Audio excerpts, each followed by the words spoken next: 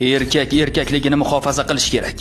Erkak jiddiy bo'lish kerak. Yerga ursa ko'kka sapchiydigan bo'lish kerak. Erkakligingni qo'riqlashga majbursan. Xotinchalish bo'lma, ayollashma. Haddan tashqari bo'sh bo'lma. Jang kelganda og'ir ahvolga tushib qolishing mumkin. Ko'zingni ochib atrofingga qara, dunyoni har yerda urush boshlanyapti. Har nima bo'lib qolishi mumkin. Doim favqulodda tayyor bo'lishing kerak. Hozirda ko'p erkaklar noziklashib ketyapti. Hatto ayollarni kiyimini kiyishyapti. O'zlarini sharmanda qilishyapti. Bir so'zda turmasligi, ochlik nimaligini bilmasligi, to'kin sochillikda yashashlari, uy sharoitlari, mashinalari bo'lishi, hamma narsam zo'r bo'lsin deyishi, bu qadar noziklashish ortiqcha. Bunaqa erkaklar bir kun zarb bilan mushtini yerga ura olmaydi. Chunki ular bunday emas. Chunki qiyinchilik ko'rmagan. Erkak hayotida qiyinchiliklarni ko'rish kerak. Hech bo'lmaganda belkurakni olib yerda ishla.